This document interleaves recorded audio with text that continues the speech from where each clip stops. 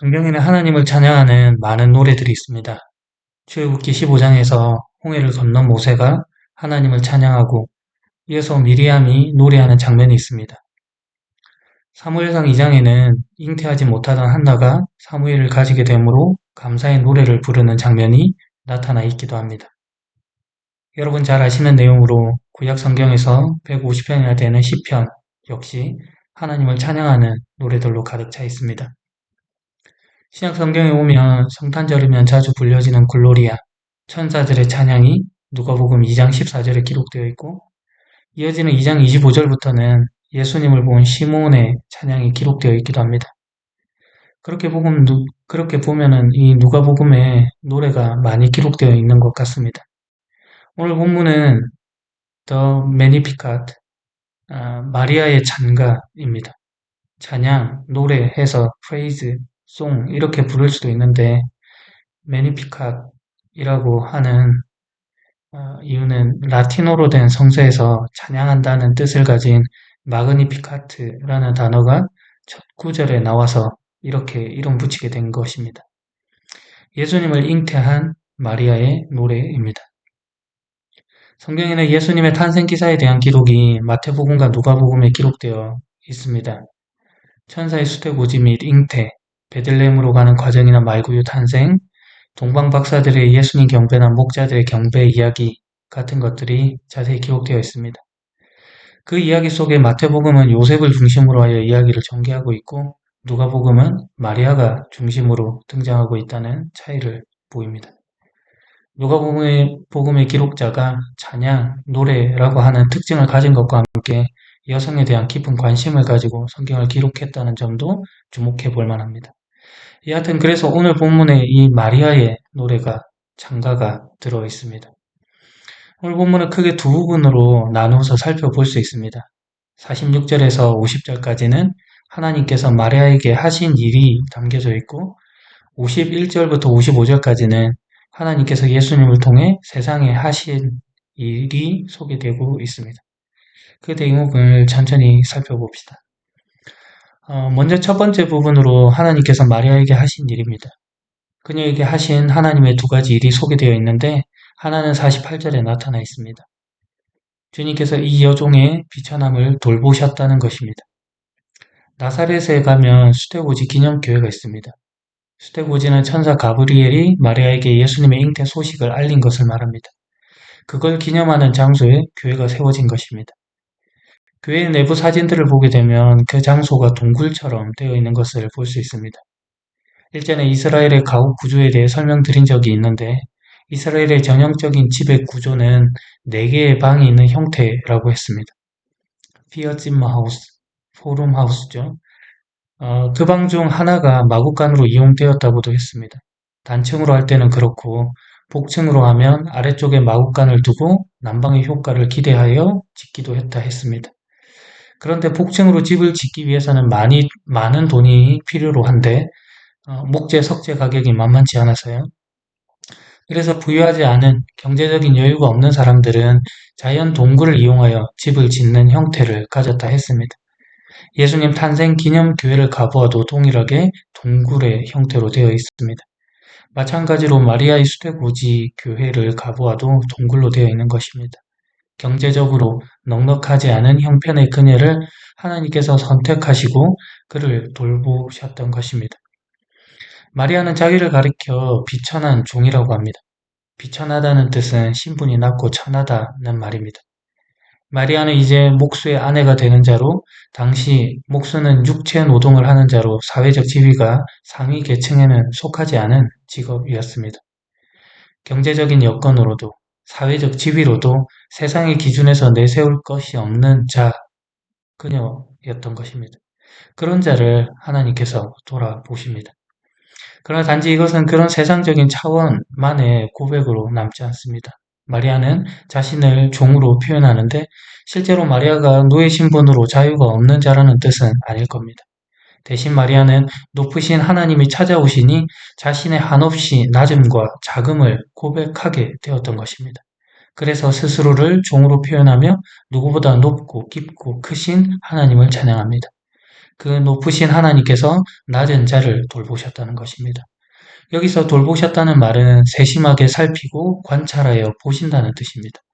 높은 보좌에 앉으신 분께서 낮고 낮은 자를 세심하게 바라보시며 돌보시니 어찌 찬양이 나오지 않겠습니까?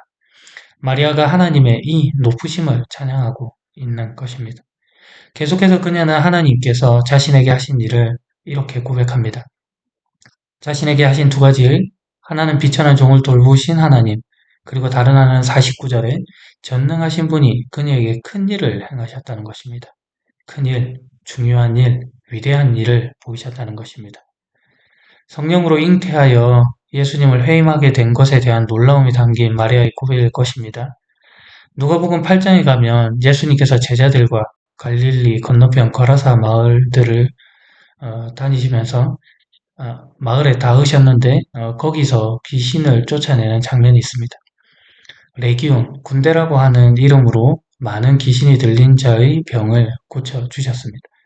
이때 예수님께서 고침받은 그에게 말씀하십니다. 집으로 돌아가 하나님께서 내게 어떻게 큰 일을 행하셨는지 말하라. 그래서 그가 모든 마을을 다니며 사람들에게 예수님께서 하신 큰 일에 대해 전하기 시작했습니다. 전능하신 하나님께서 행하시는 큰 일, 바로 우리를 구원하시는 일을 말하는 것입니다. 사망에서 생명을 만들어내는 하나님에 대한 고백이 여기 담긴 것입니다. 예수, 자기 백성을 저희 죄에서 구원할 자로 와 계신 분입니다. 이것이 마리아가 고백하는 큰 일을 행하시는 하나님의 모습입니다. 우리를 구원하십니다. 48절에 보면 이제부터는 모든 세대가 마리아를 복되다 할 것입니다. 비천했던 여종이 복된 여인으로 불림받는 것입니다. 하나님께서 그녀에게 은혜를 베푸시니 그가 복을 받습니다. 이것이 우리를 구원하시는 하나님의 큰 일입니다. 이러한 사실에 대한 구체적인 내용이 50절 이하에 하나님께서 예수님을 통해 하신 일 가운데 담겨져 있습니다. 주님의 자비하심은 대대로 있을 것인데 주님께서는 마음이 교만한 자를 흩으십니다. 왕들을 왕자로부터 끌어내시고 낮고 천한 사람들을 높이십니다. 굶주린 사람들에게 좋은 것으로 채우시고 부자를 빈손으로 돌려보내십니다. 주님의 종들을 도우시는 겁니다. 그런데 이런 일들은 하나님께서 권세를 부정한다거나 부를 속되다고 말씀하시는 것은 분명 아닙니다. 그럴 것 같으면 다윗을 높여 왕으로 삼으실 필요도 없고 아브라함, 이삭, 야곱 이런 족장들을 부욕해 하셨다는 그런 고백이 나오지 않았을 것입니다. 그러면 무엇입니까? 당시 이 시대는 팍스 로마나 로마가 강력한 힘을 바탕으로 전쟁을 최소화하고 오랜 평화를 누리던 그런 시기입니다. 모든 것을 다 얻은 것 같고 이룬 것 같고 하던 그런 시기였습니다. 그런데 거기 착각이 있는 겁니다. 로마서 13장 1절에 이런 말씀이 있습니다. 하나님께서 세우시지 않은 권세란 없습니다. 세상에 있는 권세는 다 하나님께로부터 나왔습니다. 모든 권세가 하나님께로부터 왔다고 하는 말씀인 겁니다. 그런데 그 시대에 그게 사라졌습니다. 내 힘으로 이룬 것 같고 나 위에 아무것도 없는 것같이 행동한 겁니다. 교만한 것이죠. 그러니 하나님께서 교만한 자를 흩으시고 왕들을 왕자로부터 끌어내시겠다고 말씀하십니다. 부자들도 마찬가지입니다. 마태복음 19장 23절에 예수님께서 제자들에게 이렇게 말씀하시죠. 내가 너희에게 진실로 말한다. 부자가 천국에 들어가기가 어렵다. 재물을 많이 소유하고 있다는 사실이 천국에 들어갈 수 없는 조건이 됩니까? 그럴 수는 없죠. 천국은 하나님의 은혜로 믿음으로 얻는 것입니다. 그런데 지금 그 꾸지람을 주고 계신 것입니다. 그 당시도 그렇고 시대를 따라 나타난 많은 모습에서 부자는 복을 받은 것으로 여겨졌습니다. 그 시대는 특별히 부가 하나님으로부터 왔다는 생각이 지배적이었습니다. 당연히 하나님께 복 받았으니 천국 갈 것이라고 생각했겠죠. 못 가면 어떤가? 지금이 천국인데 한 세상 잘 먹고 잘 살다 가겠다. 뭐 이렇게까지 생각했을 수도 있습니다. 그런 생각들이 하나님으로부터 지적을, 꾸지람을 받고 있는 것입니다. 거기에 하나님의 말씀은 없죠. 내 것을 나누고 나를 쫓으라 하는 그런 하나님 말씀 말입니다. 더 이상 하나님이 필요치 않은 겁니다. 그러니 하나님께서 부자를 빈손으로 돌려보내십니다. 하나님의 자리에 올려놓은 모든 것을 없애시고 그들의 의지함이 오직 하나님께 있어야 함을 알리시는 겁니다. 이것이 하나님이 도우시는 하나님의 일하심입니다. 삐뚤어진 권력, 명예, 부를 심판하시는 하나님의 모습입니다. 마리아의 노래에 마리아의 입술을 통하여 이 사실을 담으십니다. 마리아가 그런 하나님을 찬양하고 노래했습니다. 그런데 우리는 지금 마리아가 처한 이 상황을 잠시 이해할 필요가 있습니다. 누가복음 1장 26절 이하를 보게 되면은 가브리엘 천사가 나사렛이라고 하는 갈릴리의 한 마을로 와서 요셉이라고 하는 사람과 약혼한 처녀 마리아에게 구세주의 임신 소식을 전합니다. 우리에게는 매우 기쁜 소식이고 따뜻한 이야기지만 어린 소녀 마리아에게는 매우 힘든 일이고 무거운 이야기임에 틀림없습니다. 설교를 통해 자주 들어 아시겠지만 그 당시 결혼하지 않은 여인이 임신을 한다는 것이 가지는 무게감은 가히 상상하기 힘든 일이었습니다. 정혼한 여자로서 부정한 일을 저지르지 않고서 임신을 했다고 말한다면 감히 누가 그것을 믿어주겠습니까? 스스로도 납득이 되지 않는 상황 가운데 마리아가 놓여져 있었던 것입니다. 자신을 지탱해 주던 사회적 관계망이 이제는 도리어 생명의 위협으로 다가올지 모르는 매우 엄혹한 현실 앞에 마리아가 직면해 있는 것입니다. 그런데 그런 그녀가 하나님을 찬양하는 노래로 하나님의 어떠하심을 드러내는 일을 하고 있습니다. 무엇이 그녀를 그렇게 만들었을까요? 이어지는 내용을 보면 천사 가브리엘은 마리아에게 힘이 될 만한 소식을 전해줍니다. 그것은 그녀의 친척 엘리사벳, 세례 요한의 어머니입니다. 엘리사벳이 임신을 하여 벌써 6달이 되었다는 소식입니다. 엘리사벳은 나이가 많아 다들 임신을 하지 못한다고 생각했던 그런 인물입니다. 그런 그녀가 임신을 했다는 소식을 전해준 것입니다. 그래서 마리아는 유대 지방 산골에 있는 동네에 있는 사가랴의 집으로 들어가 엘리사벳에게 인사했습니다. 자신에게 일어난 일을 어떻게 이해해야 할지, 사람들의 눈초리에 어떻게 반응해야 할지, 저 혼자 요셉과는 어떻게 될지 등 많은 의문을 가지고 만나는 길이었을 겁니다. 거기서 마주한 일은 마리아에게 큰 힘이 되었습니다. 41절을 보면 하나님께서는 엘리사벳을 성령으로 충만케 하셨습니다. 그래서 그녀가 큰 소리로 외칩니다. 당신은 여인들 중에 가장 복받은 자입니다. 당신의 뱃속에 있는 열매가 복됩니다. 보소서 당신이 인사하는 소리가 내 귀에 들릴 때 내 뱃속에 아이가 기뻐서 뛰어놀았습니다. 주님께서 말씀하신 것이 이루어질 것을 믿는 자는 복이 있습니다. 마음을 나누는 따뜻한 관계 맺음 속에 하나님께서 자신의 음성을 담아 내시어 서로에게 큰 위로가 되게 하신 것입니다. 성탄을 맞는 우리에게 이런 따뜻한 관계 맺음이 있어야 할 것입니다. 하나님께서 거기에 우리를 사용하셔서 놀라운 주의 일을 보이실 겁니다. 그런데 여러분 지금 이 상황을 한번 보십시오. 마리아의 찬가가 나오는 이 과정을 말입니다. 하나님을 찬양하는 찬가가 울려 퍼지게 만드는 이 과정 말입니다.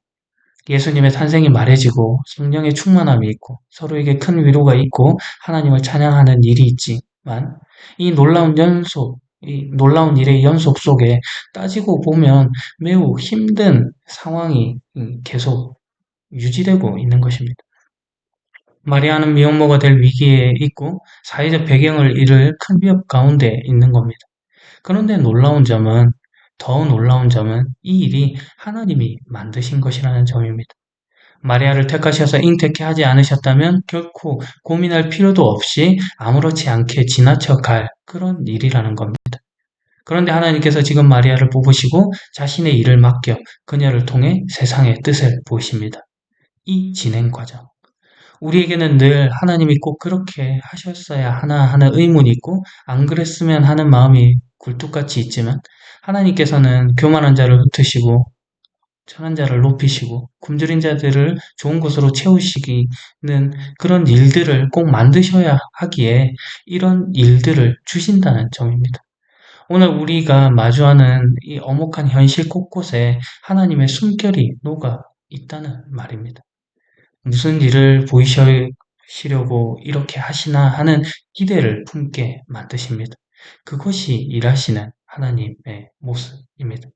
이를 통해서 예수님이 보여지고 성령님이 보여지고 서로를 향한 따뜻한 위로와 사랑의 나눔이 있는 것을 확인시키시는 하나님인 겁니다.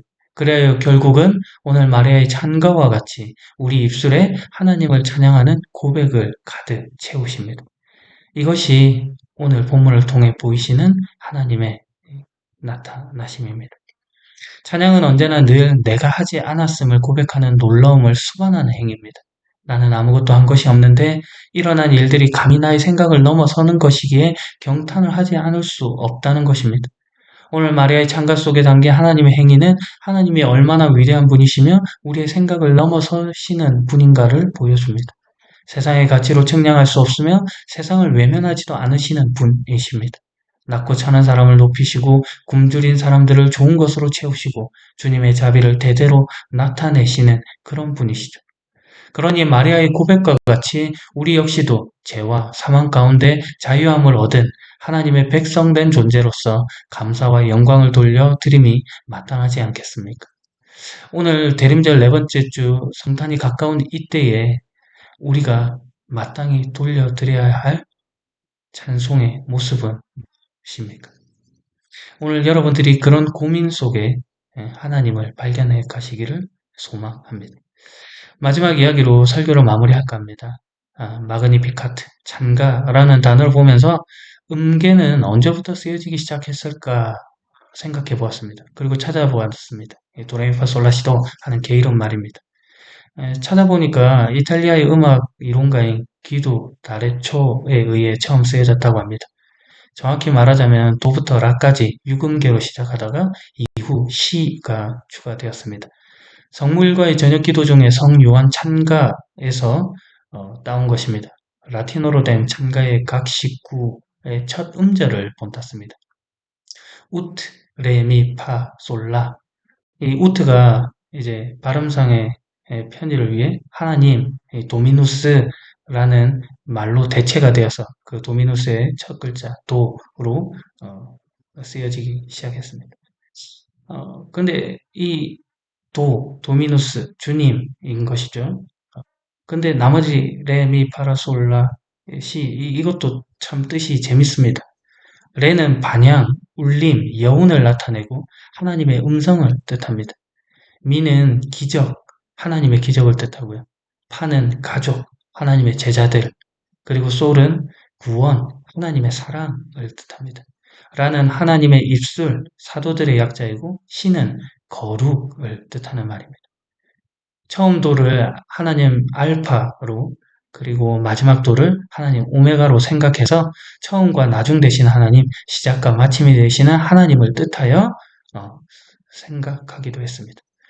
찬송 가운데 모두 하나님, 이 음계 가운데 모두 하나님과 연결하여 그 신앙을 표현하고 있는 것입니다. 오늘 우리가 고민하고 가져야 할 삶의 태도입니다. 모든 찬송의 방향이 하나님을 향해 있어야 하는 것입니다. 내가 높이고 내가 추구하고 내가 놀라에 마지 않는 것이 오직 하나님 한 분과 연결되어 있어야 하는 것입니다. 대림절, 초림의 자리에 서서 주님의 재림을 기다리며 우리가 불러야 할 찬양의 모습이 이런 것입니다. 오늘 마리아의 찬거와 같이 내 입술의 고백 속에 자신을 담아내시는 하나님의 능하심을 찬양해 가시는 복된 여러분이길 예수 그리스도의 이름으로 간절히 축원합니다. 기도하겠습니다. 우리의 찬양이 되시는 아버지 하나님, 존귀와 영광, 찬송을 받으시옵소서. 낮고 찬한 우리를 높이시고 죄와 허물로 죽을 우리를 사망에서 생명으로 옮기신 하나님을 찬양합니다. 성육신하시어 우리 가운데 찾아오신 그 주님을 찬송합니다. 그리고 다시 오마 약속하신 그 주님을 고대하고 기다립니다. 주 예수여 어서 오시옵소서. 오늘도 자기 백성을 구원하시기를 소망하시는 예수 그리스도 이름으로 기도합니다. 아멘.